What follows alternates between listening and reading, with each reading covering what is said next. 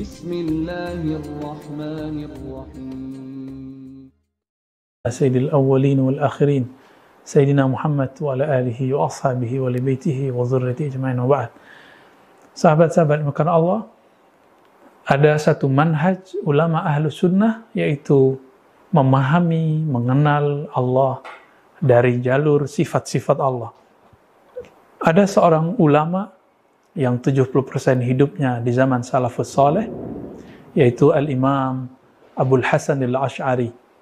Beliau diperkirakan lahir di tahun 240-an atau 250-an. Ulama kita berbeda pendapat. Terlahir dari keluarga Ahlus Sunnah wal Jamaah. Nama ayahnya Syekh Ismail. Ibunya kemudian menjanda, ayahnya wafat. Tapi sebelum wafat dia berwasiat supaya anaknya tetap belajar kepada seorang imam Ahlus Sunnah, murid Imam Ahmad ibn Hanbal. Namanya Al-Imam Zakaria As-Saji. Ahli hadis, ahli dalam satu pakar fan ilmu hadis namanya Al-Ilal, ilmu mengenai penyakit dalam ilmu hadis. Tapi kemudian ibunya menghabiskan jandanya, kemudian menikah lagi dengan seorang imam, tapi ternyata imam dalam aqidah Mu'tazilah, namanya Abu Ali Al-Jubba'i. Inilah yang benar, karena ada beberapa yang menyebutkan bahwa Syekh Abul Hasan Al-Asy'ari berguru kepada bukan Abu Ali Al-Jubba'i, tapi kepada pengarang kitab yang lain, yaitu Syarah Ushulul Khamsah, ya, imam yang berbeda, yaitu Al-Qadhi Abdul Jabbar. Nah, ini dua hal yang berbeda, dua tokoh yang berjauhan masanya. Al-Imam Abul Hasan Al-Asy'ari, begitu juga imam-imam yang lain. Di daerah Mesir muncul seorang imam ahli hadis bernama Abu Ja'far At-Tahawi.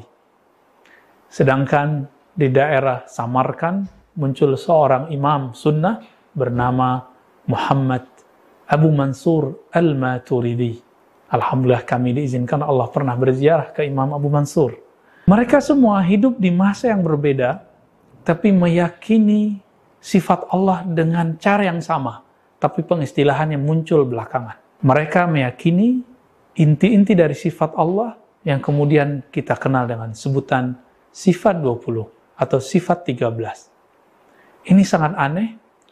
Teksnya hampir sama, mereka menyebutkan sifat-sifat wajib Allah hampir sama. Manhaj mereka menafsirkan sifat Allah hampir sama. Padahal secara fisik tidak ada riwayat yang mengatakan mereka bertemu, meskipun secara tahun mereka berdekatan. Imam Tahawi wafat di awal tahun 320-an, atau lebih tepatnya 321. Sedangkan Imam Al-Asy'ari wafat tahun 324.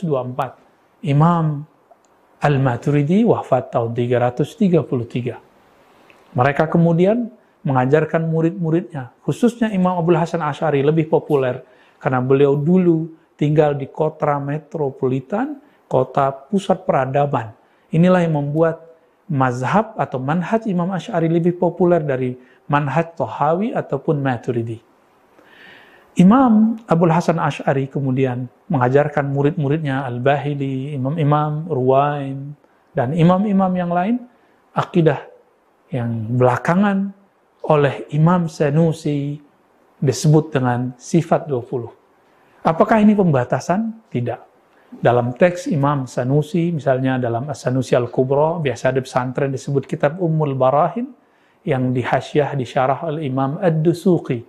Biasa dikaji di kelas 5, kelas 6, atau kelas 7 di pesantren. Imam As-Sanusi mengatakan, wa mimma yajibu li maulana ala wa azza ishruna sifah. Di antara yang wajib bagi Allah Ta'ala, di antara, ini kata kuncinya, wa mimma, di antara yang wajib bagi Allah Ta'ala yang mesti diketahui oleh seorang mu'allaf, seorang mukallaf seperti kita adalah 20 sifat, ishruna sifah. 20 ini wajib. Kebalikannya adalah mustahil, berarti menjadi 40. Lalu ada sifat Nabi, 4, yang kita sudah hafal dari kecil, begitu juga mustahilnya 4. Lalu ada satu sifat jaiz pada Allah, lalu ada satu sifat jaiz pada Rasulullah. Sahabat-sahabat yang dimuliakan Allah, Sifat 20 ini kemudian menjadi brand, menjadi ciri khas bahwa Ahlus Sunnah jika memahami sifat Allah, inilah modelnya. Berbeda dengan tauhidnya sahabat-sahabat kita yang salafi, mereka menggunakan uluhiyah, rububiyah, asma wa sifat. Di bab sifat, sadar atau tidak disadari, mereka terjebak kepada bab yang cenderung kepada tajsim jika kita tidak menyebut murni mujassimah, menjisimkan Allah. Tetapi dalam akidah Ahlus Sunnah, manhaj Asy'ariyah, Maturidiyah, ini kemudian coba di-counter. Lalu apa yang terjadi? Di luar sana kemudian dari kalangan salafi mencoba mencatut nama Imam Abu Ja'far At-Tahawi, akidah Tahawi, yang padahal Imam At-Tahawi menolak pandangan tersebut. Misalnya, dengan belajar sifat 20 kita akan berhasil menghilangkan khayal waham, asumsi negatif bahwa Allah ini bertempat, Allah ini berarah, Allah kemudian memasuki satu tempat, Allah berpindah-pindah, Allah turun, Allah naik, Allah memasuki alam, keluar dari alam. Pandangan-pandangan seperti ini, Allah duduk di atas aras, padahal lafaznya cuma istawa, cukup katakan istiwa, tidak usah ditawil, tidak usah diapa-apain. Katakan, saya yakin bahwa Allah istawa. Sebenarnya itu sudah selesai. Mereka kemudian mengambil teks, karena di Asy'ariyah, di Maturidiyah sifat 20 sulit untuk mengambil, mencatutnya. Maka dicatutlah seorang imam namanya Abu Ja'far At-Tahawi. Beliau punya kitab Aqidah Tahawiyah. Ternyata Imam Tahawi pun menolak semua asumsi itu. Beliau mengatakan ta'ala Allah anil hudud wal ghayat. Ya, di ujungnya mengatakan wal jihadus sit.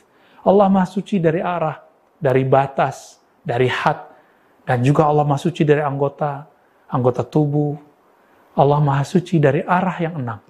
Atas, bawah, depan, belakang, kiri, kanan. Yang mana Ibnu Taimiyah kemudian menghadang ini dan mengatakan Allah punya arah atas. Sahabat-sahabat karena Allah, jika kita belajar sifat 20, mulai dari sifat nafsiyah, Allah wujud. Karena wujud Allah bukanlah wujud benda, maka Allah tidak perlu bersifat seperti benda. Apa sifat benda? Benda itu bersifat mesti bertempat. Akal kita sulit, bahkan tidak bisa menerima ada suatu barang, suatu zat tidak ada pada suatu tempat. Karena itu zat termasuk zat benda. Bagaimana dengan zat Allah? Zat Allah bukanlah benda. Maka Allah Maha Suci dari benda. Ini sebagai contoh. Tapi di luar sana, orang-orang yang mengaku dirinya membawa ajaran salafi mengatakan sesuatu yang wujud mesti dia berada di satu tempat.